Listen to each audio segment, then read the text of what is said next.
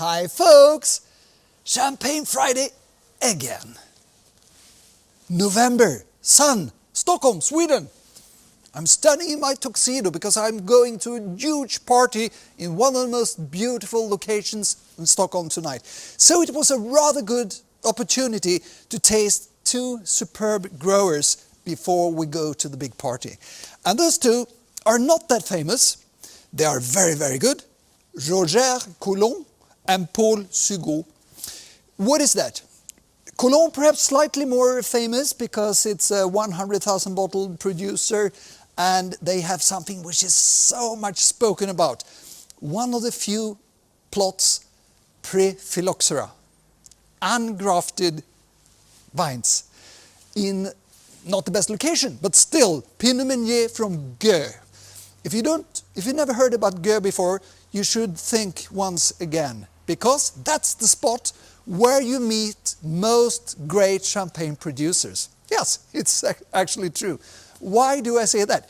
Because in Gö there's the golf court, and all the famous names, when they are not working with the champagne, they meet up at the golf court. I hate golf, so I will never play that.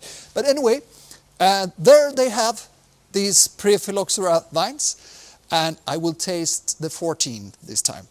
Paul Sugot, Olivier Sugot, a rather introvert man in Avis. He doesn't show himself or his wines that much, but the wines are really great.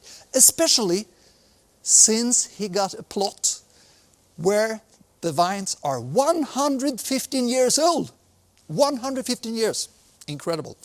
And he's using that in his Vieille Vigne multi-vintage and in the vintage category. And we're going to taste the 12 and the 10. So, completely different champagnes, but two highly recommended producers who are working a little bit in the similar style. Low dosage, but no oak barrels, stainless steel, letting the terroir speak. When it comes to Coulon, the base village is their home village of Vrigny, and the base village for Paul Sugot is Avis. But on top of that, they have all the Grand Crus except the two which are called Aucher. You know which ones? Le Mesnil-sur-Aucher and Aucher. All the others. So, let's see.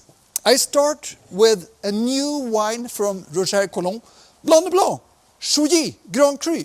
Not where he's situated, but he got some really nice grapes over there.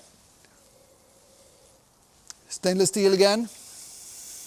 Crisp, very refined. 17, not one of my most favorite vintages, but he's kept the stylish refinement and elegance and terroir.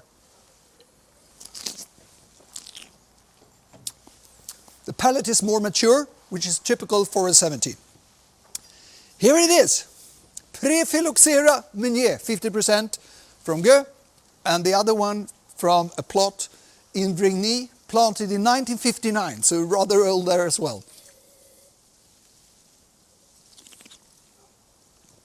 Wow, this is a tremendous wine. And in all his wines, with the richness of the pre-phylloxera and the old wines, and Blanc de Noir, because it's 50% Pinot Noir, 50% Pinot Meunier. Of course, you have a lot of weight, but you get this steely, beautiful elegance at the same time. A lot of orange blossom in the mid-palate. Beautiful wine. Changing to Paul Sugot. Starting with the multi-vintage, 11, 12, 13. Whew. Wow! Of course, now to something completely different, as John Cleese would have said. And it's true, but you also got this great minerality. This one, the non-vintage or the multi-vintage, is so toasted and very well integrated, harmonious, great Blanc de Blanc, but not so typical for a single village, more this blended style. The new one for me, 12, rather recently disgorged, so not singing that clearly on the nose.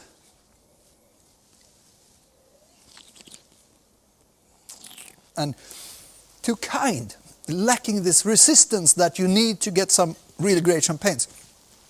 This one got it. It's still a baby, so I will age it for 4 or 5 years. I think it will happen a lot after this recent disgorgement. Buttery, not so much. Today I prefer the multi-vintage by far, yes, directly, but I think the potential here is great. Another one, the 2010, less famous, less good vintage, but 113 years old vines. So I remember this from last time. It has changed in one direction that I dislike a little bit.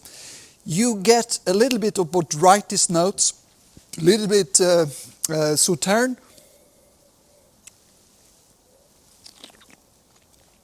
and Arak, but on the palate, pure Burgundian greatness.